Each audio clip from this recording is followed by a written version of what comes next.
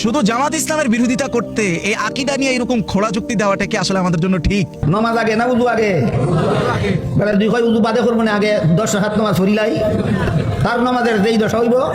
এই বর্তমানে অনেকেই হয় আকীদা সংশোধন করবো না বাদে আগে এরা বাংলাদেশে ইসলামী হুকুমত কায়েম করিলাই।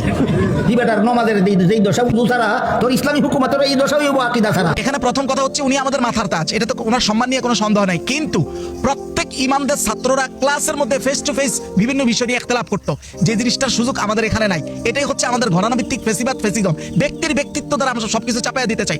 আমি কেন এই যুক্তির সাথে একমত না সেটা একটু বলি। এক নম্বর হচ্ছে হুজুর যুক্তি দিয়েছেন ওযুর ব্যাপারটা। আচ্ছা, ওযুর যুক্তিটা দিয়েই বলি। ওযুর দুইটা সাইড, একটা হলো ওযুর ফরজিয়াত, আরেকটা হলো ওযুর সুন্নত মুস্তাহাব।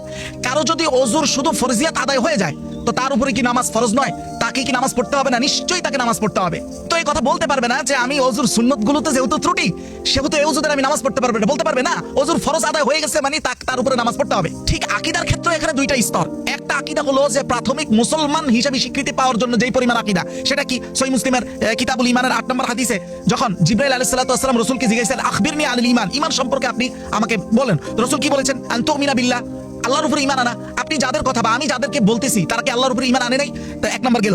ওয়া মালাইকাতি, ফেরেশতাদের উপরে ঈমান আনা। তা আমি যাদের কথা বলতেছি তারা কি ফেরেশতার উপরে ঈমান আনে নাই? দুই নাম্বার গেল। ওয়া কুতুবিহি, কিতাবের উপরে ঈমান আনা। তারা কি ঈমান আনে নাই? ওয়া রাসূলিহি, সমস্ত রাসূলগণের উপরে ঈমান আনা। রিসালাতের উপরে ঈমান আনা। তারা কি ঈমান আনে নাই? এরপর ওয়াল ইয়াউমিল আখির, আখিরাতের উপরে ঈমান আনা। তারা কি আনে নাই? তুমিনু বিল কদরি ওয়া খাইরি ওয়া শাররিহি, ভালো মন্দ সবকিছু তাকদীরের উপরে ঈমান আনা। এটা কি তারা ঈমান আনে নাই? যদি ঈমান এনে থাকে তাহলে তো তারা তো আমার মতোই মুসলিম। তাহলে তার ঈমানের ফরজিয়াত তো আদায় হয়ে গেছে। তাহলে সেই ইসলামী হুকুমত চাইতে তার সমস্যা কি? যেইভাবে ওযুর ফরজিয়াত আদায় হইলে তার নামাজ থেকে বিরত থাকার সুন্নত বা মুস্তাহাবের ত্রুটির কারণে এটার কোনো সুযোগ নাই, সেও তো ইসলামী হুকুমত চাইবে, না চাওয়ার তো কোনো সুযোগ নেই। বাকি শাখাগত যে আকীদা ত্রুটি অথবা মোতানৈক্য, আরে শাখাগত আকীদাগত মোতানৈক্য তো সাহাবীদের মধ্যেই ছিল। যেমন সহিহ বুখারীর 3234 নম্বর হাদিসের বর্ণনা স্পষ্ট আম্মা জান আয়েশা কথা বলেছেন, মান জামা আন্না মুহাম্মাদান সাল্লাল্লাহু আলাইহি ওয়াসাল্লাম রাআ রাব্বাহু ফাকাদ আযামাল ফিরিয়াত আল্লাহ।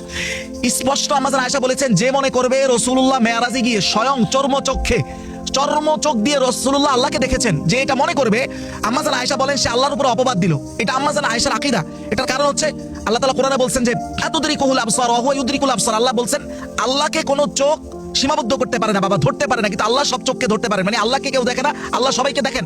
এই আয়াতের প্রেক্ষিতে আম্মা জান আয়েশা এই কথা বলেছেন। শুধু এতটুকু না, মুসনাদে আহমদের 6 নম্বর খণ্ড 49 থেকে 50 নম্বর পৃষ্ঠার মধ্যে আম্মা জান আয়েশা এই কথা বলেছেন, মান হাদ্দাসাকা আন্না মুহাম্মাদান রাআ রাব্বাহু ফাকাদ কাযাব। যে বলবে মুহাম্মদ রাসূলুল্লাহ নিজ চোখে আল্লাহকে দেখেছেন সে মিথ্যুক, সে মিথ্যা কথা বলেছে। এটা আম্মা জান আয়েশার আকীদা। অথচ অন্যদিকে অনেক সাহাবী যেমন আব্দুল্লাহ ইবনে আব্বাস, যেমন মাওসুআতুত তাফসীর আল মাসুর এর বর্ণনা নাম্বার হচ্ছে 73243 নম্বর বর্ণনায় ইবনে আব্বাসের বর্ণনায় স্পষ্ট তিনি মনে করেন যে রাআ রাব্বাহু বিআইনিহি, রাসূল চর্ম চোখেই আল্লাহকে দেখেছেন। এখন আপনি বলেন এই দুই গ্রুপের মধ্যে আম্মা জান আয়েশার মধ্যে আর ইবনে আব্বাসের মধ্যে কার আকীদা সঠিক? শাখাগত ফুরুই আকীদায় মোতানৈক্য তো সাহাবীদের মধ্যেই ছিল। তখন আমরা তো এটাই খেয়াল করি নাই, যেই ব্যক্তি বলছে যে আমি ইসলামী হুকুমত চাই, এই হুকুমত চাওয়াটাই তো আরেকটা আকীদা। আজব।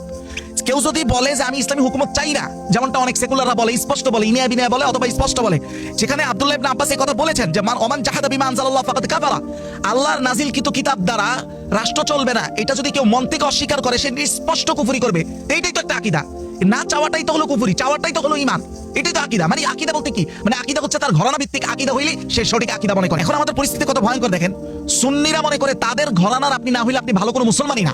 আমরা কওমিরা মনে করি যে আমাদের মতো কওমি না হইলে আপনি ভালো মুসলমানই না, আপনি কোনো সঠিক কিছুর মধ্যে নাই। এই যে এটা হচ্ছে আমাদের ঘরানা ভিত্তিক ফেসিবাদ, ফেসিজম। আমি আমাদের হযরত, আমাদের মাথার তাজ, ওনাকে এমন কথাও আমি বলতে শুনেছি যে ডাক্তার জাকির নায়েক শত শত মানুষকে মুসলমান বানাইছে, তর্কের খাতিরে ধরে নিলাম বানাইছে, তার তবে কি হানাফি মুসলমান বানাইছে? চিন্তা করেন, একটা মানুষ কুফরি থেকে ঈমানে আসছে, এটা ওনার কাছে বড় না।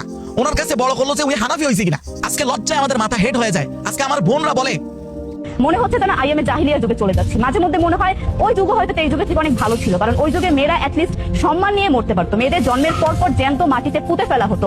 প্রশাসনের কাছে আমার আবেদন, যদি আমাদের মেয়েদেরকে আপনারা নিরাপত্তা না দিতে পারেন, দয়া করে আমাদেরকে মাটিতে জ্যান্ত পুঁতে দেন, আমরা বেঁচে। এই বোনদের জন্য সাহারা হওয়ার তো যোগ্যতা নাই।